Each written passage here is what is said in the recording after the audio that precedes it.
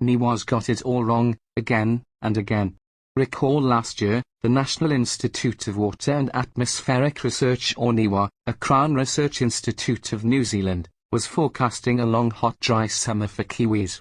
But, as usual, such forecasts were a load of nonsense, yet again. Still lots of rain around, and NIWA blames it on the naturally occurring phenomena El Niño, regardless of whether the weather is wet or dry.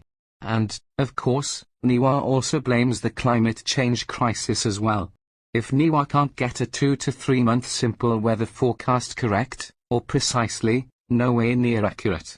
How much confidence do you have in NIWA being able to provide a reasonable and accurate explanation of very complex, long-term, multi-year climate change? So, here's another thing. New Zealand's climate is mainly influenced by its location, prevailing westerly winds, and by the surrounding ocean. Nothing special here, no big deal, except for the fact that the climate is not, repeat not, influenced by the number of EVs being driven on the roads, or the amount of livestock methane gas burps. Not in the slightest. The hot air that's emitted by most of the far-left politicians in New Zealand do far more damage to the climate than farm animals. A case to consider. Cyclones that barrel down towards New Zealand from the tropical equatorial north, don't on the way suddenly stop and change course away from the country because Kiwis are driving EVs. Notice how the crazy New Zealand Green Party MPs never state how much the climate will benefit if livestock stop burping, and we all drive EVs.